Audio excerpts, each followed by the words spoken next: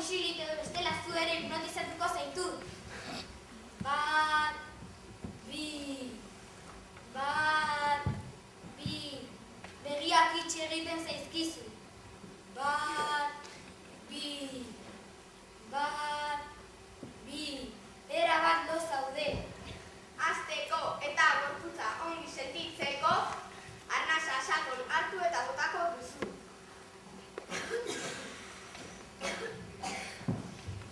Orain gorputzeko lotxa kentzeko, ahate baten moduan ibiliko zara.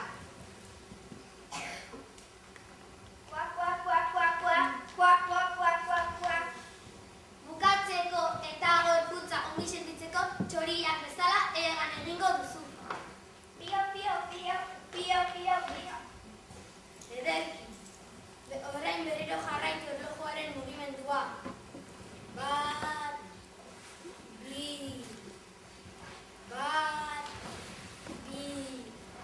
Pixkanaka esnatzen joango zara.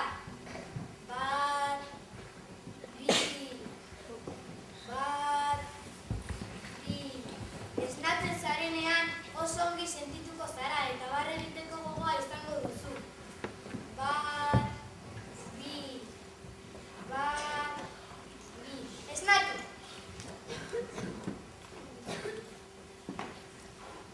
Pozik zaude? Ez aita. Ederki. Zorabio ikaragarria sentitzen dut. Zorabioa, ez zara pozik sentitzen. Nola egongo naiz buruarekin alde batetik bestera erlojua segikago manaiz? Baina, ez duzu beste zertxo baita egiteko gogoa? Bai, hori ere bai. Banekien azkenean barre egiteko gogoa izango zuela. Botaka egiteko gogoa dut, plastiko bat mesedez.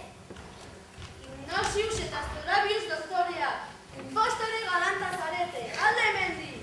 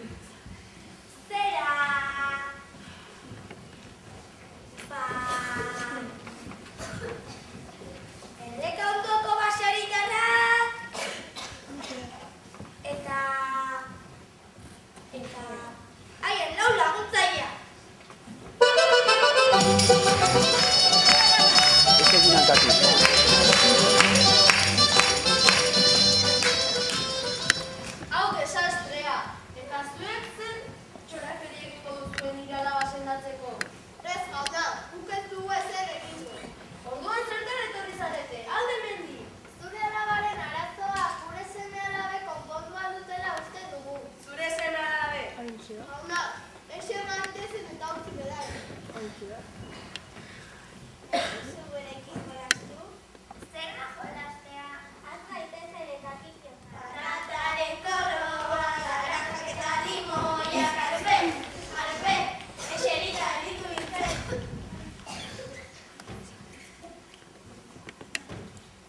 Aita, ama, hemen barruan zerbait arraro sentitzen hasi naiz. Ederki, berriro jolastuko dugu.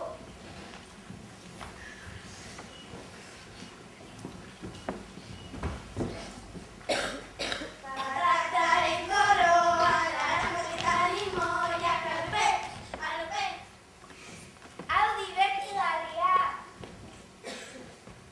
Ez da posible, barrazkari da. Aita, ama, ez dakit nola esan, baina zerbait erdia sentitzen dut. Pozik zaude! Hori da, pozik. Zure alabak behar duena beste modu batzuekin jolastea da, besterik ez. Beste jolas bat egingo dugu.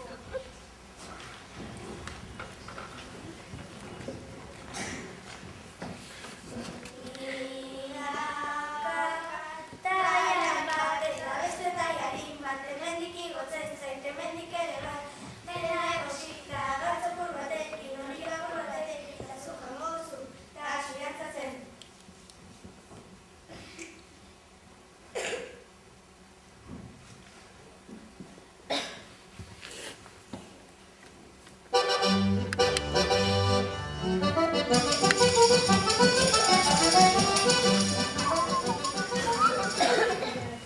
Errege-erreginaren eta baserritarraren seme-alabak lagun handiak egin ziren.